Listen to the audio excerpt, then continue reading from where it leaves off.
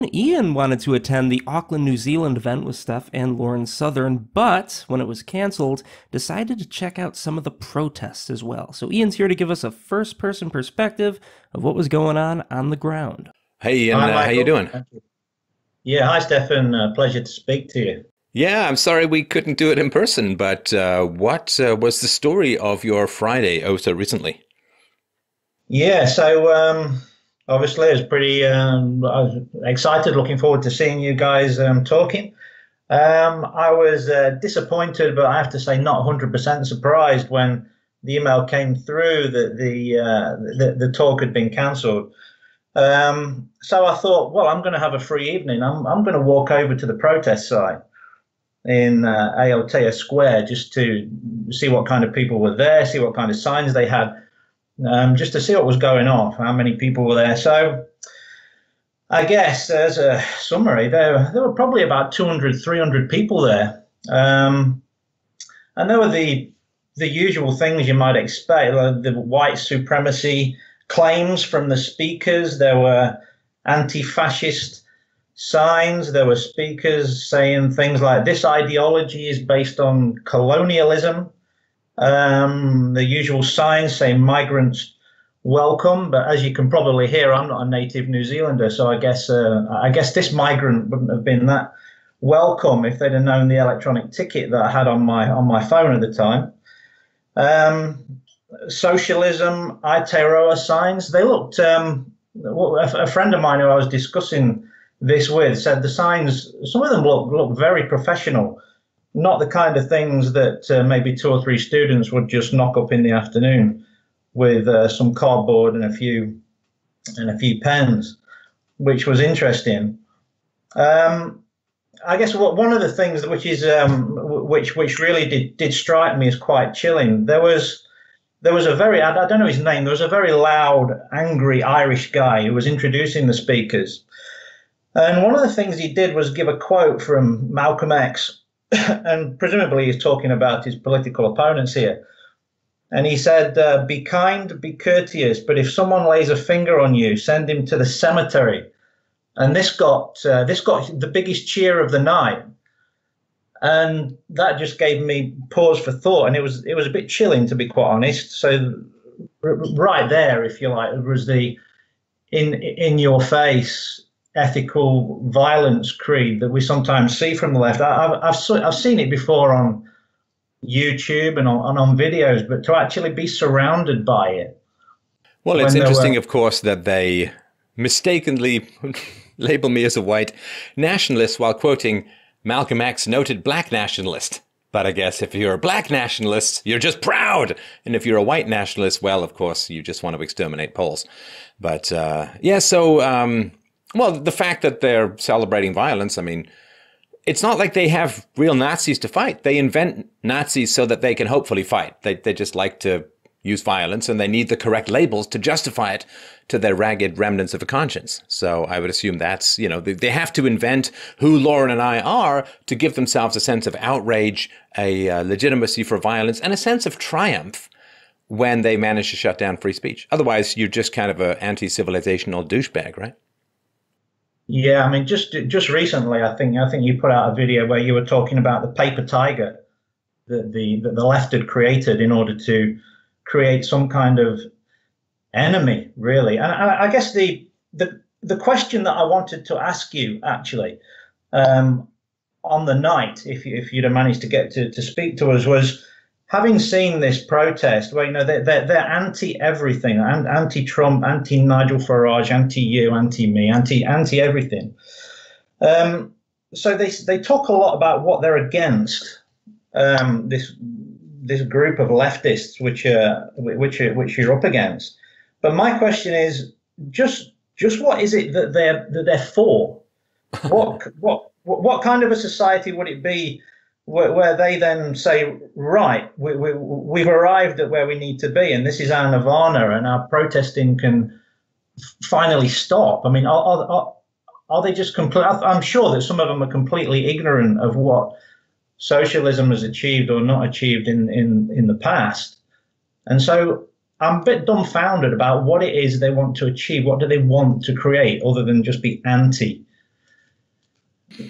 Well, no, that's a good question. That's a good question. And in general, we're social animals, right? We are tribal animals. We need a group. We need friends. We need companions. We need our gang. There's nothing wrong with that. I mean, or you can say there's something wrong with it, but it doesn't matter because it's still the way that we are. And there's two ways fundamentally that you can get a group of people around you who are going to be somewhat reliable, somewhat loyal, or whatever. Now, the first way that you can get people around you is you can be a great person. You can be a virtuous person. You can be a strong person. You can be a courageous person. You can be a good person. And you find other good people around you, and they respect and recognize your virtue. You respect and recognize their virtue. And you create these bonds of steel based upon being good, decent, helpful people. This is sometimes known as the Christian approach, though sadly not always.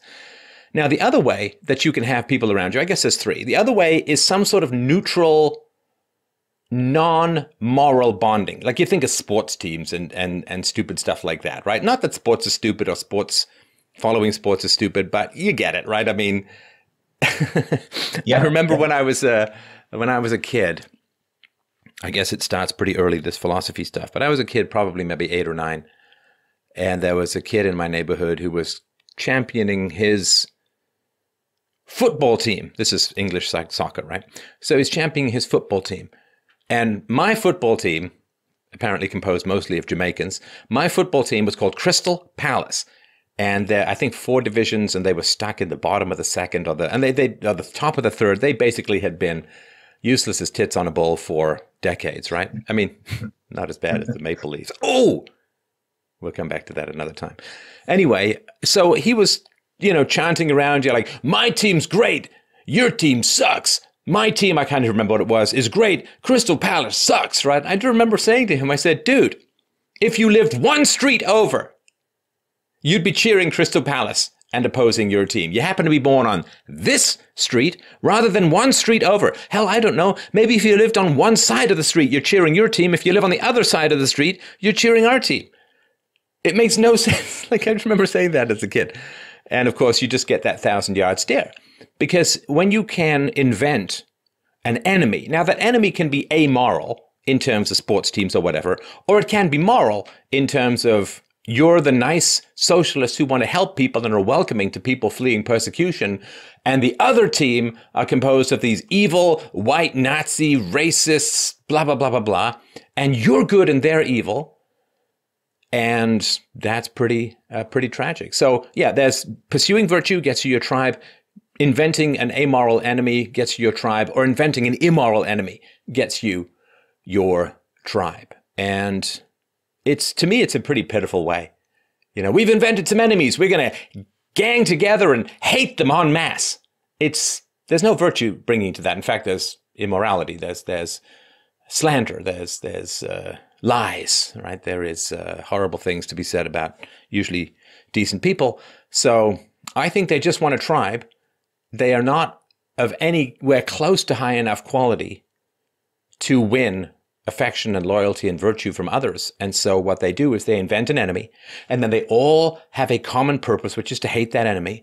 And they all will support each other, and they're all holding hands, and they're engaged in this Old Testament biblical drama of fighting these terrible people who are just awful, and aren't we together in this? And it's all just a show.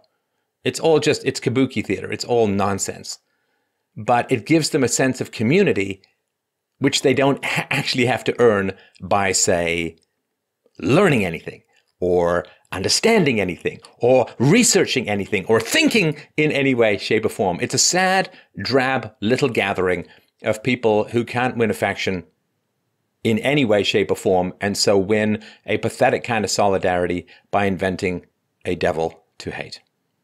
So do you think that kind of feeling of belonging that's generated in some people, for example, let's say feminists who stand at the borders and at the ports with refugees welcome signs, that kind of feeling of belonging trumps any rationality about what Islam is, and for example how it treats women in Iran, or the evidence of evidence of Muslim opinions in the UK, where a poll recently showed that 52% of Muslims were all for making homosexuality illegal, and yet people on the left will stand up and say we're pro-gay rights and we're women's rights. This is something that I've also been interested to talk to you about, because it baffles me as well as what the left are for. This kind of hypocrisy that must go along with some cognitive dissonance, and there's hundreds of people that have noticed it, but it still seems to persist. Right. Well, this is back to the old objectivist distinction, right? So there are what she calls social metaphysicians. Maybe you're aware of it or not. I'll just touch on it briefly here. But the social metaphysician is someone who doesn't say what is true. He says what do people think is true. He doesn't ask what is good. He asks what is popular. He doesn't exist in relation to reality. He exists in relationship to the minds of others. And he has devoted himself to cultivating a good regard from the minds of others in a way that a farmer cultivates essential crops to survive through the winter. And the social metaphysician, metaphysics being the nature of reality, his reality is social. It's not real. And so when people think of Muslims, a lot of times, of course, the Islamophobia, which is kind of a made-up word, and nobody says Nazi phobia, right? I mean, just making up a word doesn't really mean anything. Not that I'm equating the two, but they don't say, well, Islam is around. I guess I'd better go read the hadiths, and I guess I better go read the Quran, and I guess I better go read the essential texts, and maybe I can go and look at some of the imams preaching online, and I can figure out what's going on. They don't do that because they don't want to actually have access to any of the source materials or any of the facts involved in any belief system. And it's true when you're looking at something like Islam for a lot of people. And it's true, of course, to go back to your earlier point, when people are told that Lauren Southern and me, that we are, racist, Nazis, white supremacists, whatever, right? Well, they don't actually go to any of our shows. They don't actually go to any of our books. They don't actually go to anything we've said. And this is your big clue as to whether somebody is being ridiculously maligned, is you hear people talking about these people, but you don't actually hear from the people themselves, right? So there was a New Zealand TV show. They flew over a couple of people to interview us, and we put this interview online. And then they went and produced a hit piece on us, right? And it's clear that it's 18 minutes. We get, 20 or 30 seconds, or maybe a minute of airtime. I get like 20 or 30 seconds, maybe. But they interviewed us for almost an hour. And what they do is they don't introduce you like, here's what they say. Here's their arguments, right? They don't do any of that, right? Here's what they've written. Here's what they've said. No. What they do is they interview people who say, don't you think these are terrible people, or something like, or they put the scary music on, or they talk about us coming to town and then they show pictures of riots, like we're somehow responsible for the feral left or something like that. Because, blaming the victim is bad unless your victim happens to be not on the left. But anyway, so instead of actually just dealing with what we've written and what we've said, they talk to people about us and get other people's opinions about who we are, which is kind of crazy, right? It's like being really, really hungry, but instead of making a meal or going to a restaurant, you ask other people to describe the meal you might have had and then consider yourself full. It's like, I've really got to exercise, so I'm going to pay someone to leaf through a copy of Men's Health magazine so that I can, it's like I put this app on my phone. I haven't gotten around to doing much with it. I put this app on, like abs, something to do with like 30-day abs. I was going to get around to it, but, I got real busy over the last little while. And sort of the joke is, hey, man, I've had this app on my phone for 30 days. Still don't have any abs, right? Because it's not real, right? It's just on my phone. And so they don't want to actually deal with anything that we've said. They don't actually want to deal with anything that we've written. They want to deal with other people's hysterically inflated paranoia about us, right? What do you think of the evil racist white supremacists, right? Well, I think they're bad. Well, look at that. We've just done investigative journalism. It's pathetic, right? I think one of the if I can just say, I think one of the things that's been noticeable here. I mean, I'm in New Zealand, and just looking at the social media posts. Obviously, we don't get it on the mainstream media, but it seems to have created a bit of a backlash. You know, the reaction, the trying to stamp out you has almost created an equal and opposite backlash on the opposite side, where people are simply asking the very simple question: look, if you and Lauren were really just racist with such shallow arguments, why don't why don't people like Phil Goff or the leftist MPs or the media just organize a debate? It would be so easy just to shoot you down, right? If all you want to do is pile up people who are from different cultures and burn them in a pile, and that's your argument, well, that would be so easy to shoot down. But obviously they don't, so it can't be that. They must realize that, wow, there's something to your argument, and therefore we've got to try and shut you down some other way. I guess if I can just mention one other thing, there's the local MP here is a Labour MP, and she's a feminist. I sent her an email asking about the banning of your speech, and just in particular the accusation of hate speech. And I asked her to give me a specific quote that either you or Lauren had made that she could define as hate speech. And obviously, I've got no reply, and I don't expect to get a reply. So I mean, this is what you're up against, I guess. If you have the mainstream media in control of the narrative, then it's kind of difficult to get your message out there to people who would be receptive but are neutral and maybe don't dig around on YouTube and social media so much. Well, do you think that's true? I mean, you could be right. You could be right, but I'm not sure that that's true. And I'll give you sort of an example, right? So it was One News. Right? Let me just put a pause on this, right? So One News published something August the 5th, I guess 10 days ago, called Fighting Talk. You know, where's the line between free speech and hate speech? Canadian far-right commentators Lauren Southern and Stefan Molyneux have brought their controversial online message right to our doorstep. And so on, right? Now, this show, I guess it aired on TV, 17 minutes and 24 seconds long, has 20,486 views, I guess as of today, 7:31 p.m.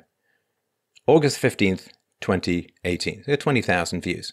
Now, just by the by, I had a quick look at the videos and the comments below the video, right? And I scrolled, I don't know, maybe 5 or 6 pages down before I got kind of bored, but it's every single comment was negative towards the media for this hit piece, right? Every single comment. So 20,486 people watched that video, which was, I guess, I think loosely based on real events, loosely based on an actual interview that were given, that we gave. Now, the actual interview that we gave, I think, is well north of 285,000 views. That's on YouTube. And, I'm going to assume an equivalent or somewhat more number of downloads, right? So we got 20,000 and change versus close to 600,000. 20,000 and change for the hit piece, close to 600,000 for the actual interview, which was shot on a cell phone with bad sound and so on, but which, has interesting content. Now, there's another interview that we did, which was an interview with a bearded fellow whose name escapes me at the moment. So just sitting around a table with what sounded like Lawrence O'Donnell hammering going on in the background. And that has well north of 300,000 views just on YouTube. And again, an equivalent or greater number. The interview that we did with Patrick Gower on NewsHub is well north of 300,000 views. And they, I think, turned the comments off on that one. That is not available in New Zealand for reasons that I think we can all pretty much understand. Some of the analysis, right? If you look at Computing Forever, it's a great guy. What we learned from Lauren and Stefan's is Australia/NZ tour, well north of 100,000. So the interesting question is, who is getting more views? There's a fascinating question. And for a long time, I didn't do media interviews. because the media was big and alternative media was small. I think that's kind of changed to some degree now, right? So now it's pretty clear that people see terrible stuff about us, lies about us from a variety. I don't want to name anyone in particular for reasons I'm sure that will become clear over time, but they see reprehensible lies about myself in the mainstream media. And then, if they have any curiosity, they then go and watch the actual interview where they find reasonable people having an intelligent discussion about complicated topics. And they're not being hostility, they're not being racism or sexism or fascism or whatever nonsense people come up with. And, you know, I think it's healthy for the mainstream media to have competition. It's healthy for the mainstream media to recognize the limitations of where they are. You know, like when Patrick Gower does a show after, I don't know, was it supposed to be some kind of gotcha? Like, Steph, you believe that races are inferior? No, never said that. Is it supposed to be some big gotcha? Well, I guess they're, you know, are they lazy? Have they never had a challenging debate? Have they had this giant power to destroy people's lives so long that they no longer feel they have to prepare? And Patrick Gower did say, he said, you know, they kind of ran circles around me. I'm paraphrasing, right? And then that changed over time or whatever. But yeah, it's a very interesting phenomenon. I think a lot of people are waking up to how bad the mainstream media is, and they've done a wonderful job helping that message get across by telling such outrageous lies about us. And then we publish the actual interviews, and people not only get to hear reasonable philosophical arguments, but also get to see the gap between the interview and the hit piece. Now that's an astonishing thing, and people actually, by a factor of 10 to 1, 20 to 1, 30 to 1, they prefer the long-form interview to the very expensive, highly edited hit piece. That is very, they prefer low-resolution, cell phone, bad sound, hotel room interviews to professionally produced, very expensive interview programs. And that, I think, is why we win in the long run, because the form is not that important. The content matters. Would you rather hear a bad singer with a fantastic amplification system, or would you rather hear a really great singer on a karaoke machine? Well, I think we understand which one it is going to be. And it's the quality of the voice that matters, not the amplification. I agree. I mean, there's definitely been, an awakening, and I think a lot of people are rejecting the narrative of mainstream media now. I think what I'd like to see, I'd like to see evidence of that translating into the political process now. I mean, the last election, the National Party, which are nominally conservative, although they're as conservative as the Tories in the UK, whatever that means, they got about 45% of the vote, and Labour got 37%. And now we end up with a Labour Prime Minister who was I don't know if many people know this who are listening, but Jacinda Ardern was the previous president of the International Union of Socialist Youth only about 10 years ago or so. Yeah. So you can imagine what political direction she might want to take the country into. But I would really like to see, I will believe that people are waking up when there's a political party that grows in membership, which is pro-free speech, and can talk about these key issues, of whether, particularly whether Islam is, and particularly Salafism is compatible with a Western way of life, and also what are the limits of free speech, and when you're actually allowed back into the country and you're properly protected, that might be a bit of a yardstick that I might use to say, right, okay, we finally turned the corner, but. There is a party here called the New Conservatives, and I get the impression that their membership has gone up a bit, or at least interest in them has gone up. I kind of detect that on social media. So every time that the media and politicians do try to stamp out free speech, and people like yourself, then it does create a backlash, and it does create a reaction on the other side. Yeah, I mean, how the hell do you even know if you still have rights if no one's pushing the envelope? Well, I said to a friend of mine, look, I was actually quite surprised, to be quite honest. I mean, in the workplace, I've received emails from colleagues who are feminists, which have accused me of having white male Anglo-Saxon privilege. So they've sent me emails. And I actually pointed out to the HR department that, look, I had to come to this place where I work to actually suffer real racism and bigotry and prejudice to this company that believes in so-called inclusiveness and diversity. But one of the most shocking things just in the workplace was there was a senior HR trainer came down from Auckland recently, and she was talking about unconscious bias. So this was a presentation to do with unconscious bias, and there was about 40, sorry to interrupt, but they say unconscious bias so they don't actually have to prove anything. And unconscious bias has no validity to it in any psychological testing. It's just a made-up term which says, I want to be able to accuse you of something without having to provide any proof. Yeah. I guess to very quickly finish the story off, halfway through, she put a picture up of a board of directors from the UK from about the mid-1960s maybe, and surprise, surprise, in a country which was probably about 95% white with traditional views on the family. The board was all white males over 35 years old, and she pointed to it and said, "Look at that, that's pale, male and stale." And I was kind of gobsmacked. That is racist and sexist. It just hit me straight away that this is the same as me standing up as a white male and saying there are too many young black females in this company. Well, I would be... Well, no, how about you look at the NBA? Or how about you look at Section 8 housing? Or how about you look at other areas where there would be an overabundance of blacks, or engineering departments in Taiwan or something, and say, wow, and it just makes some racist statement. It would be a terrible thing to do. It would be a terrible thing to do.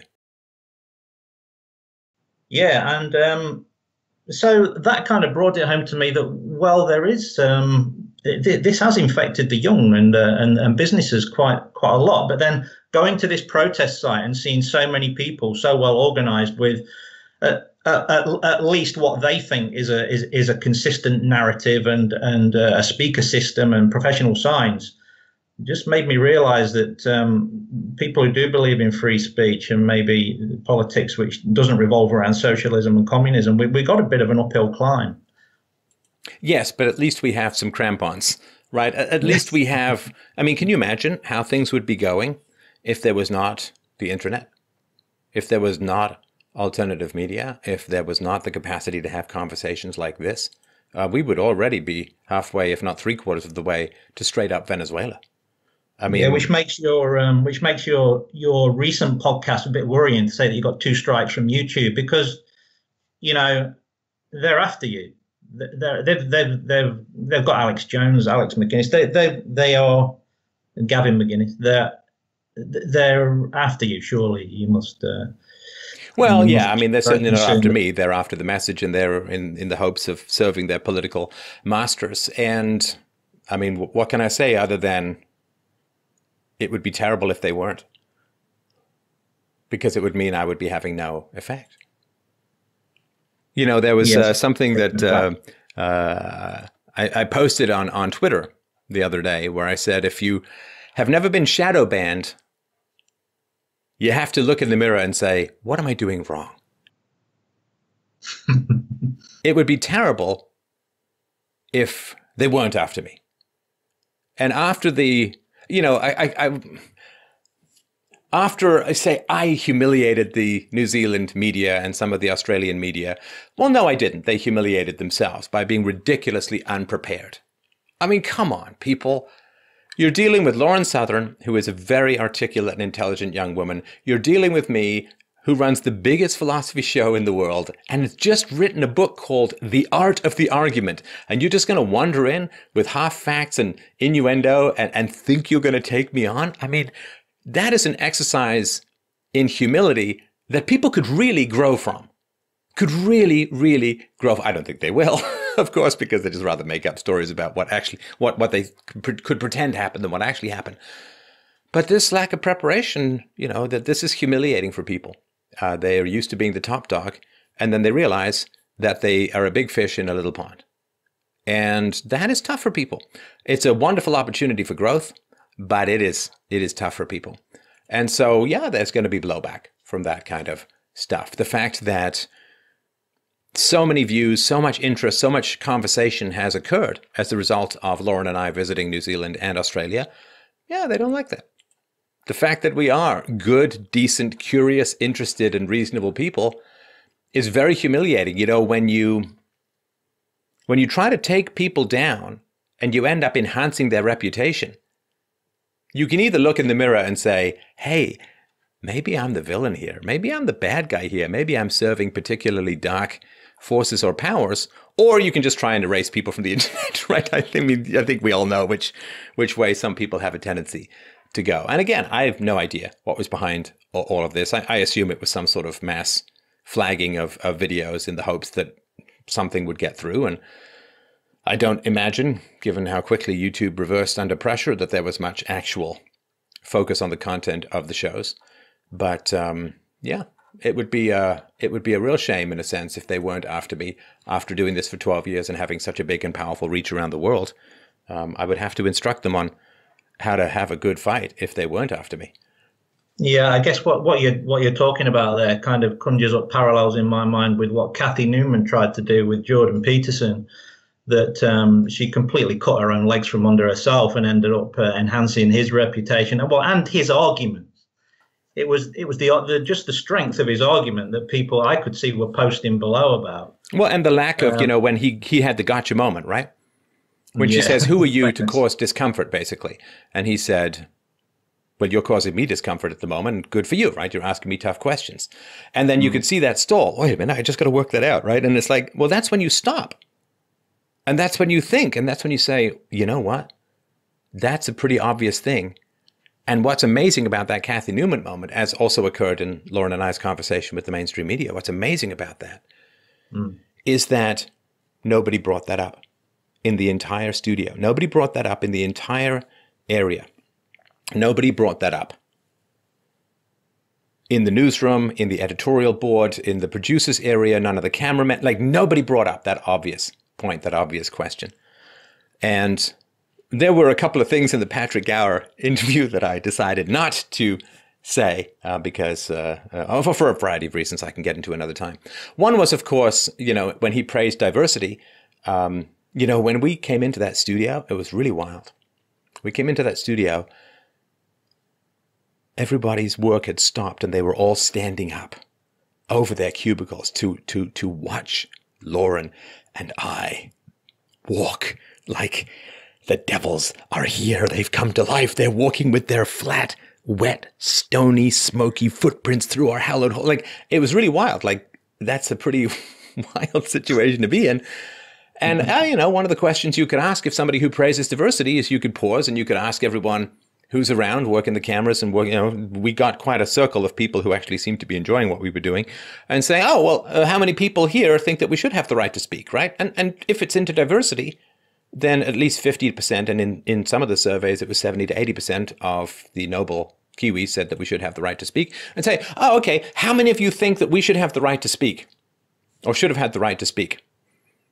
And of course, nobody would put their hands up because they're terrified of getting fired. And it's like, okay, well, where's your diversity then?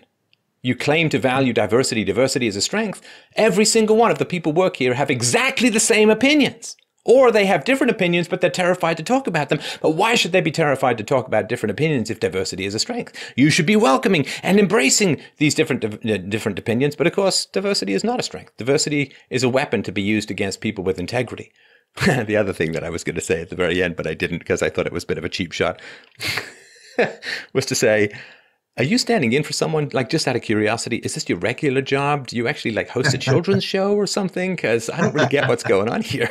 But I thought that might be a bit of a cheap shot, even though that thought had crossed my mind. But anyway. Yeah, there were some polls, weren't there, that showed that about 85% of people said that you should have been. First of all, you were let into the country, but you should be allowed to speak. You should have simply been allowed to speak. I mean, it's also something that's become very astounding to me over the last 10 years, how simple messages like reasonable opinions need to be heard and need to be bounced around, in the marketplace of ideas in order to to test whether they're good for society. And I seem to be in a society now where we have a good proportion of people who don't seem to think that's a good idea. That, arguments which are just full of legal speak. It's not as if you're saying things which are illegal. These are just ideas that need to be tested. And people don't want to do that. They don't want to test all the ideas which are available for people to discuss. And it's kind of worrying, how is society ever going to advance, if we can't basically test all the ideas and discuss them and decide which ones are best and throw the bad ones away and keep the good ones. Well, of course, the left is the new aristocracy, and they've had so much power for so long that they've become weak and lazy and ineffective at argumentation. Yet they still want the effects of winning an argument, which is the allegiance of the people. And so what do? Well, they shut down opposing voices because they can't compete. And that's kind of inevitable. And it was really to me kind of funny with the New Zealand media and other places as well. They kept talking about, well, the market has spoken. The guy didn't want to host you, even though we had an agreement and we paid him. The guy didn't want to host you. The market has spoken. And meanwhile, we were traipsed from one taxpayer-subsidized studio to another. It's like, you guys really seem to like the market when it shuts down people you can't beat in a debate, even if that was the real market, which it's not. But don't seem to be such a big fan of the market when it comes to people voluntarily paying for what it is that you produce. No. Then you run to the government and demand taxpayer money at the point of a gun. Yeah, you're all about the market. I get it.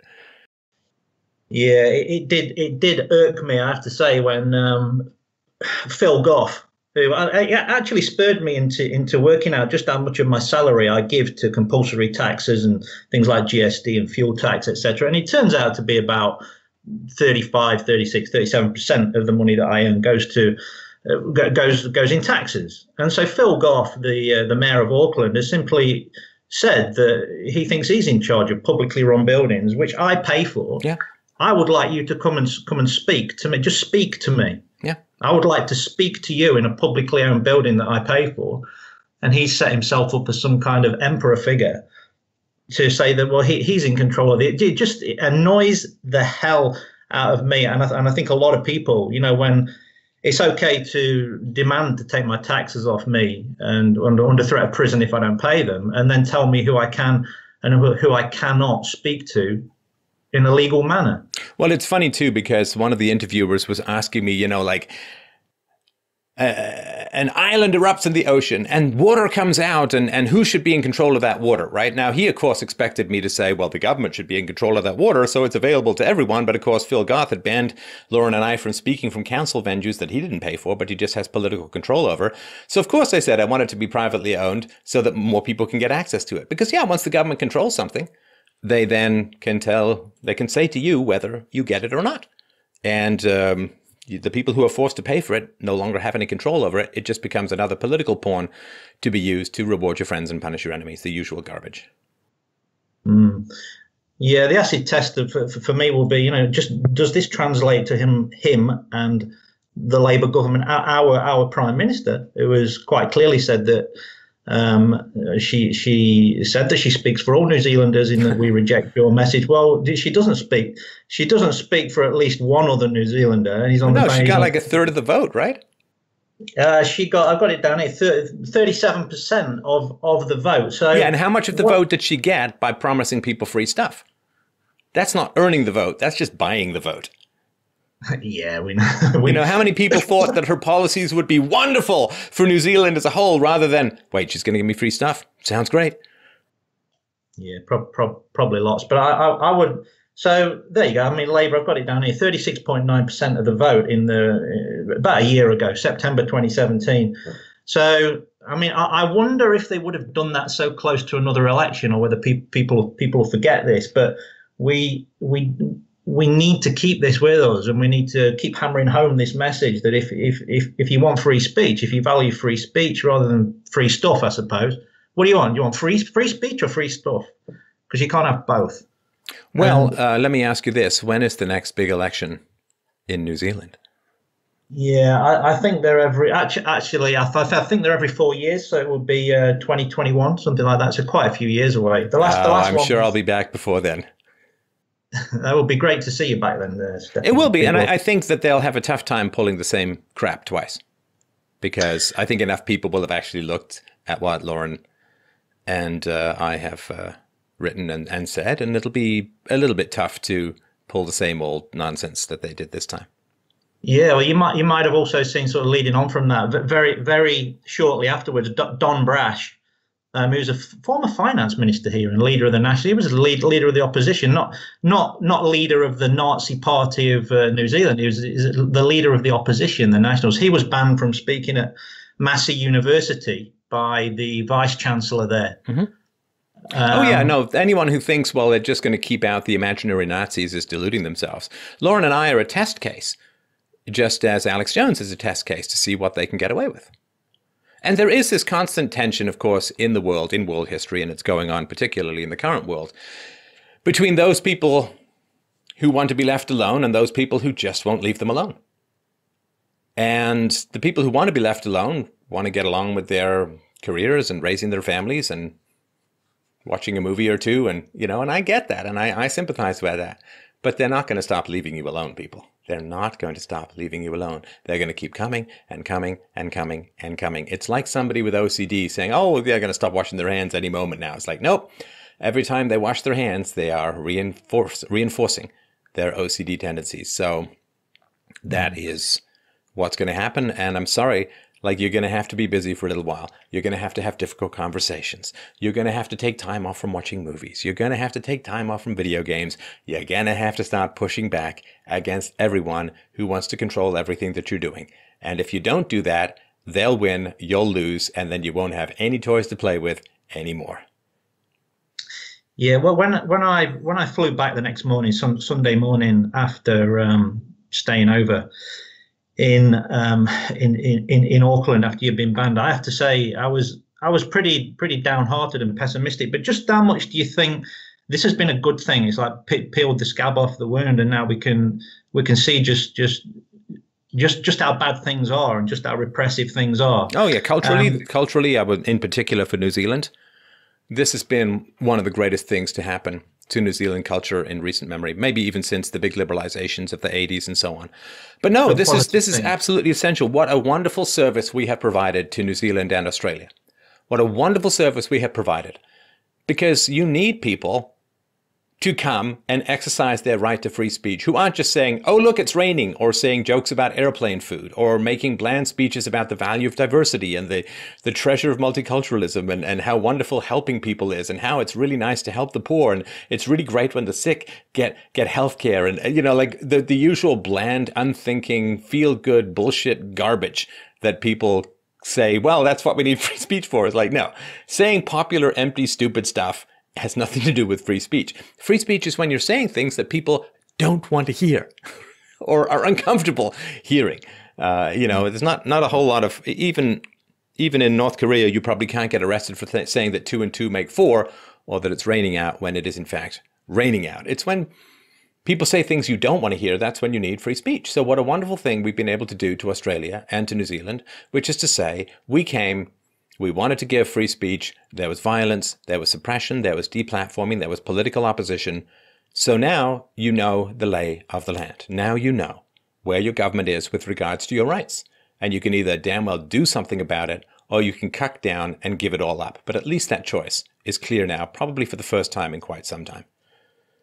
Yeah, I think I now, after my initial despondency, do think that it could end up being a net good. And, this very, I think a lot of people respond to very simple choices, simple messages like, do you want free speech or free stuff? Choose. Yeah.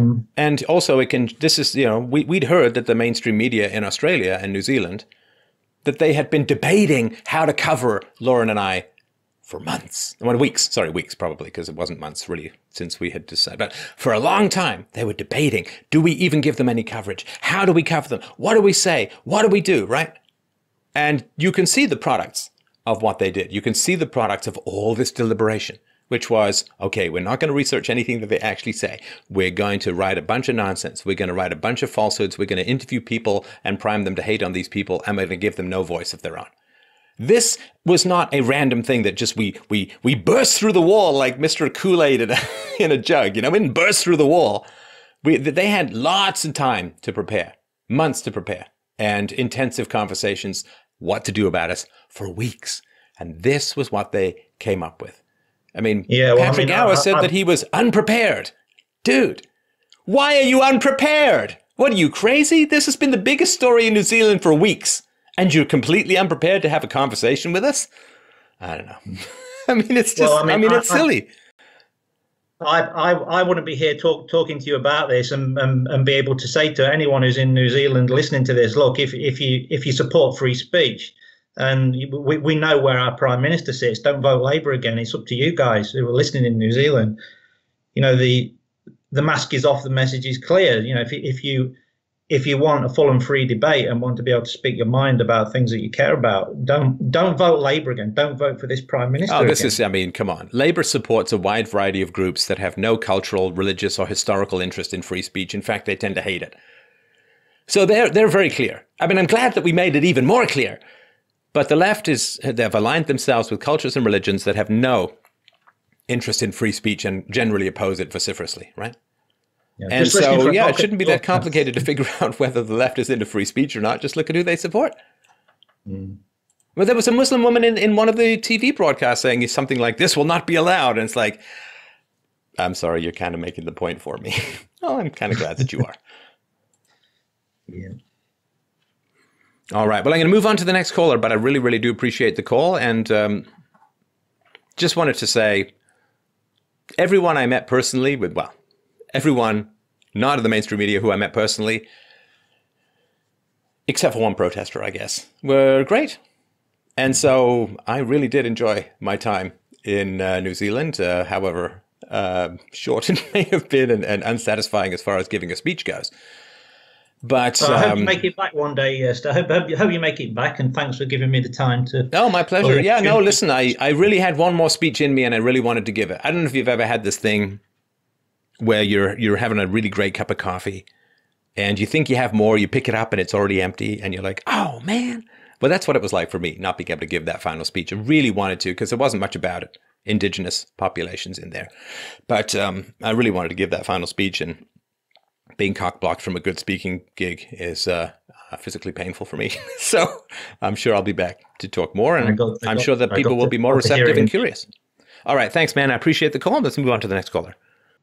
Thanks, Stefan. Bye-bye.